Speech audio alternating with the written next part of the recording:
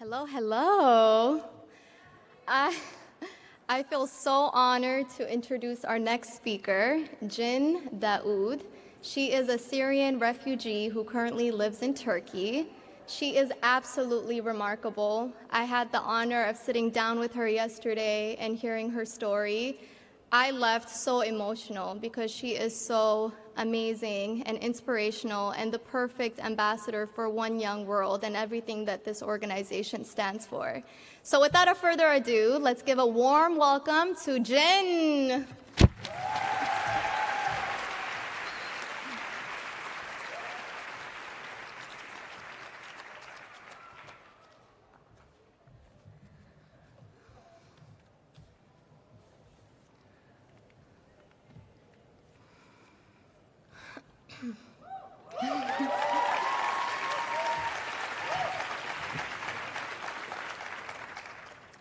When war came to Syria, I was 14 years old.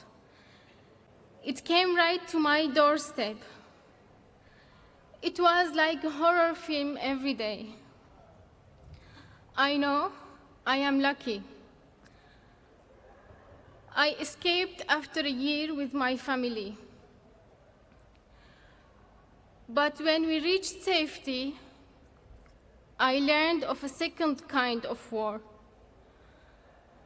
This kind of war was in my own head. My own thoughts were the enemy. And this war I could not escape. This is my story. We lived in the heart of Raqqa city, where the war escalated fast and the bombing became intense. Our apartment was opposite of the main hospital of Raqqa city.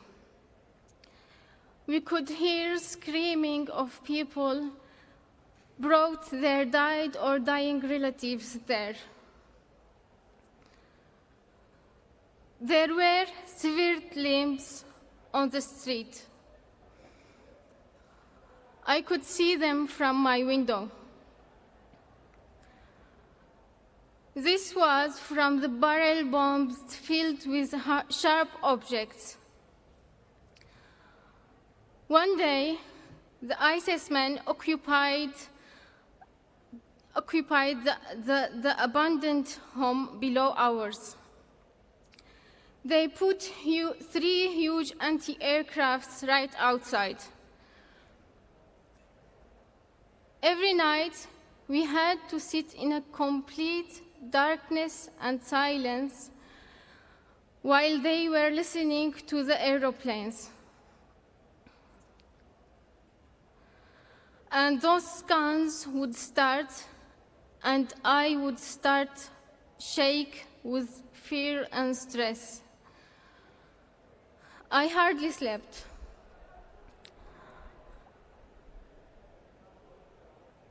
I didn't want to die in my sleep.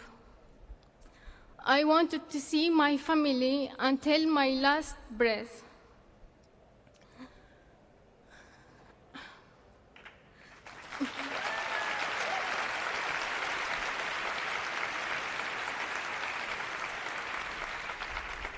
The ISIS men wouldn't leave us to get out, but because of them, now our home was now a target. One day, the bomb came. It landed in our garden.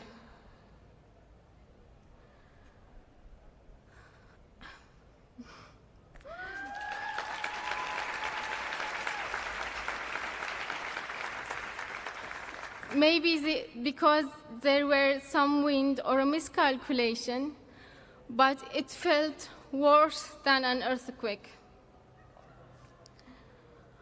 We couldn't see each other because of the dust. My father was calling our names to find out if any of us were alive.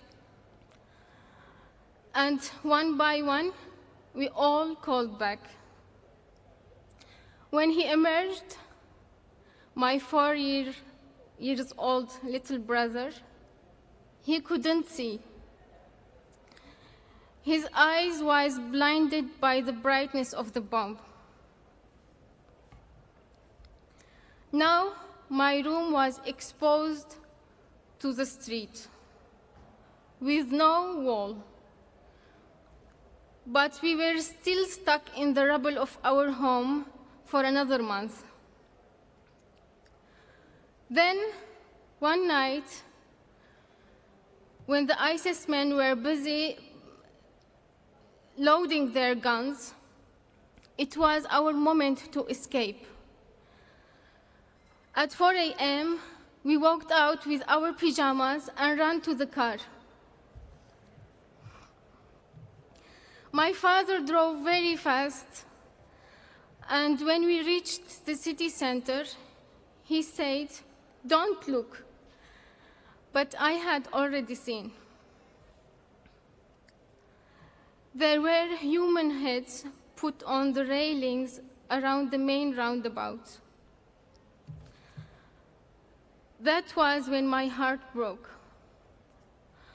I couldn't ever forget about that moment, about that sight, or about any day of that hell. When I came to Turkey, a safe country, I thought the war would be over for me. But it had just moved from outside to inside of me. I tried to calm down, but I found I couldn't. I thought a sniper would shoot me. I was full of stress and trauma. I couldn't leave the house. For a year, I just sat in my empty room, wishing for my happy childhood, my friends, my school. Eventually, I started to recover. I took 11 different exams, and I started learning Turkish. And then, one day on an entrepreneurship program, the trainer woman told me, think about an idea based on your own needs. And of course, I knew what I would do. Peace Therapist is a mobile application and a website through which anyone can access psychological support in their mother tongue whenever and wherever they are without revealing their identity.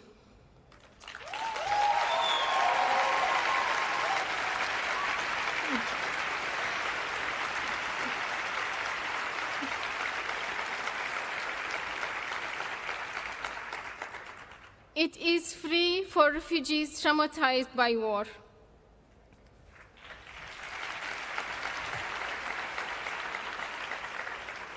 It is currently available in 3 languages.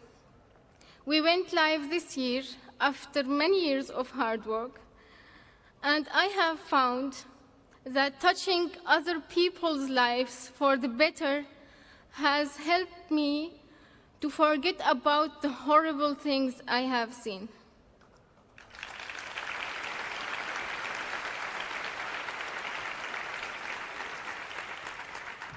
For me, this project has been the first ray of light after a dark night. I gave Peace Therapist its name because I believe in bringing inner peace for people.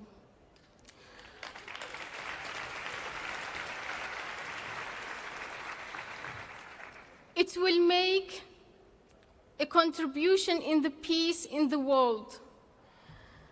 They are nearly 89 million forcibly displaced people globally. How do we move on from conflicts if people don't recover emotionally and mentally from the conflicts they have already experienced? So, for anyone who works with victims of war, disadvantaged groups, communities forced to migrate, and violated women, please tell them about peace therapists. Because I know many of them need what I needed: to talk, to process, to reveal the pain, so as to feel and then heal.